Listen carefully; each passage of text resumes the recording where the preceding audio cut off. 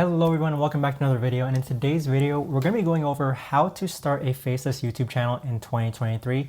So this is going to be a 5-part series, and the first part is going to be covering choosing a niche. Choosing a niche is basically something that I get commonly asked. I mean, just yesterday when I was on a call with an individual, one of the last questions he asked is what niche would I recommend for him? So this is basically going to help clarify what niche is best for you, because what's best for you likely isn't what's best for me. Starting with the don'ts, don't choose a niche simply because someone tells you to go into that niche, okay? So I bluntly tell people on my channel all the time that go into sports, go into basketball, go into TV shows. But if you don't watch sports, if you don't watch basketball, if you don't watch TV shows, then you probably shouldn't be going into that niche, okay? Don't choose a niche that you know nothing about. And that ties to the first point, in which if you know nothing about basketball and I'm telling you to go into basketball, really don't go into basketball. Now, the other don't is don't choose a niche where there is no demand for that topic. This is a common mistake in which individuals will go into niches where it's so broad, or basically it's like so broad to the point where there's no demand for that topic. No one's searching for that topic, or if anything, it's getting a very little amount of searches per month.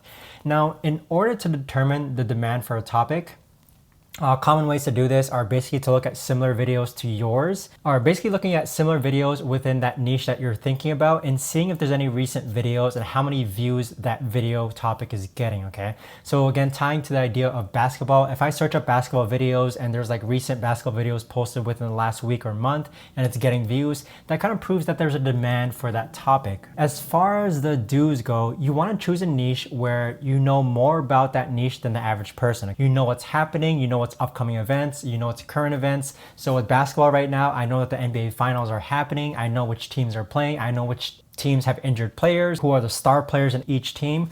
You have to know your niche to the point where you're not afraid to tell people what niche you're in. I know like telling people what niche you're in is like a cardinal hidden rule that people don't like revealing. People are always showing screenshots of their earnings on YouTube, but they don't want to tell what niche they're in. And the reason why is because I understand to the point like, yeah, people would just copy their channel, but I have no problem just telling people like, hey, I'm in the sports niche, I'm in the celebrities niche. It's very vague, right? But I'm still telling you generally what niche I'm in. I'm in the TV shows niche. If you're in my YSS community, everyone in my community knows exactly what my channels are, so it's no hiding there.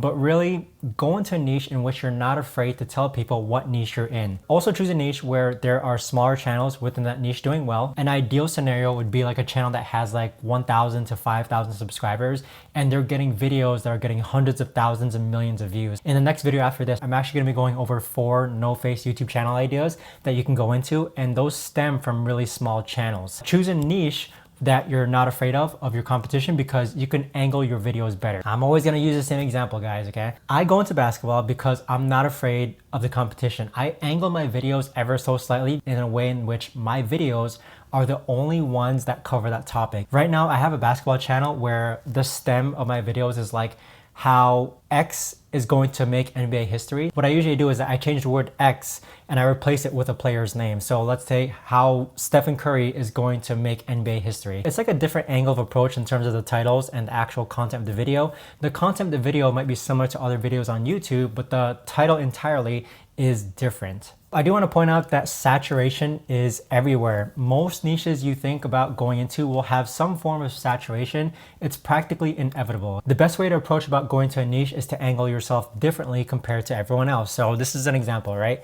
So for horror stories, okay, which is one of the niches I'm in, the different angle that I did and started doing was that I started adding rain sounds to my horror story videos and making them into a longer single story. So don't be afraid to go into niches which other people are doing, but it's kind of like selling a product. If you're selling a vacuum cleaner and I'm selling a vacuum cleaner, what's the difference between both our vacuum cleaners? Maybe mine's cordless and yours isn't. Maybe yours has like an adjustable knob, mine doesn't, okay? So videos are the same way, and your channel niche is also the same way. If you can angle the idea or theme of your channel in a different way, but it's still in sports, and that's likely going to work.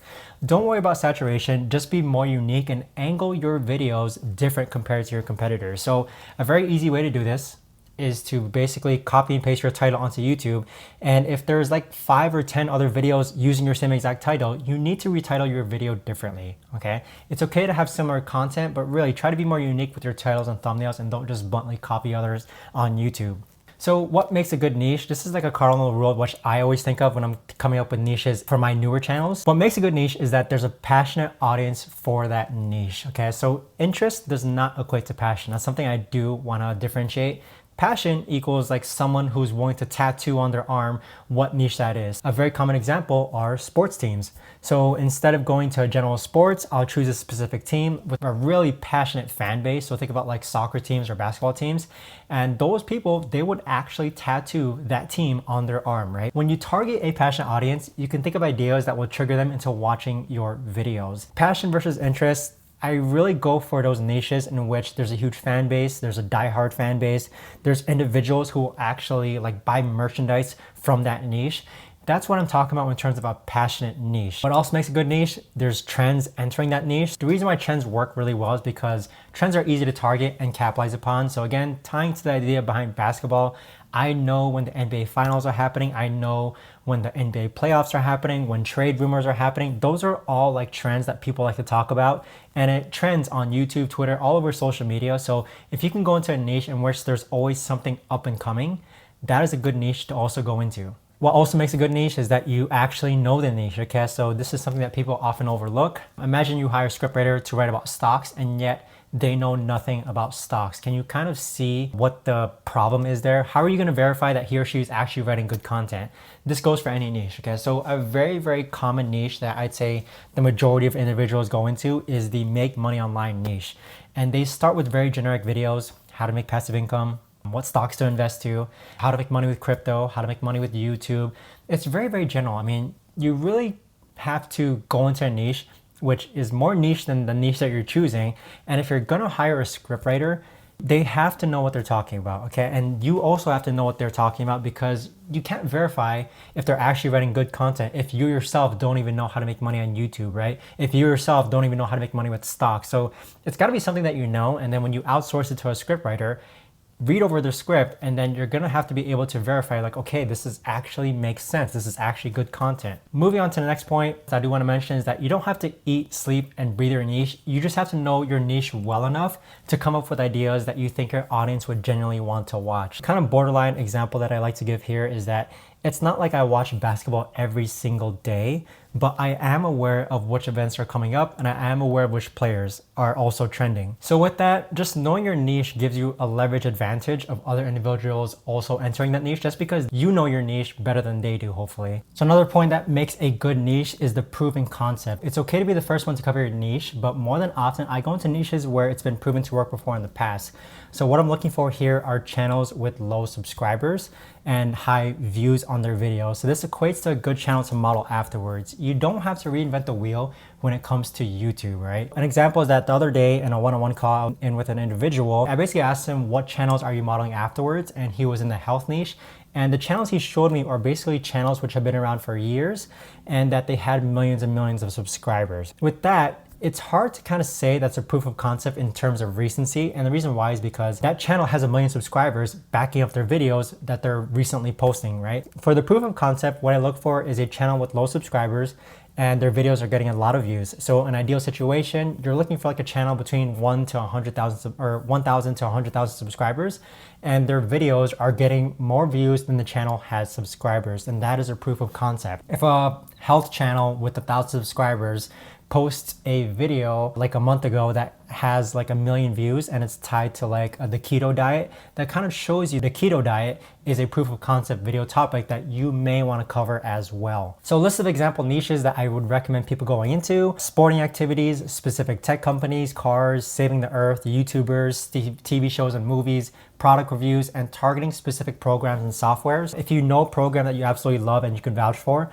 maybe you should make an entire channel dedicated to that specific program or software. Thinking outside the box, you'd be surprised that the more niche you go towards, the higher chance you have of dominating that niche. So I'd rather have my videos found in a niche where there's not a lot of competition than be completely obliterated in a niche where there's a lot of competition. If you do enter a niche with a lot of competition, just like we talked before, you want to angle your videos ever so differently just so that you're not doing the same thing that everyone else is doing. All of the niches that I've mentioned in this video, I've seen make well over $3,000 per month. The example of thinking out the box here is that instead of just going to general sports, maybe target your favorite specific sports team. Instead of just going to general TV shows and movies, maybe target a recent TV show that you watch that you know that people actually love. Think outside the box. The niche selection is such a foundational part of your YouTube automation journey that you want to make sure you get it right, and you're not just kind of going to niche just because someone tells you to, or going to a niche where it's you know nothing about. I really want to prevent you from going those directions and go into a niche where you actually have a solid chance of growing a faceless YouTube channel. So with that being said, do watch part 2 of this series, and if you're interested, do check out my YSS community down below in the description, where you can have a mentorship within a group setting, and we do about 1 to 2 group calls every single month. So thanks so much for watching, and I will see you all in the next video.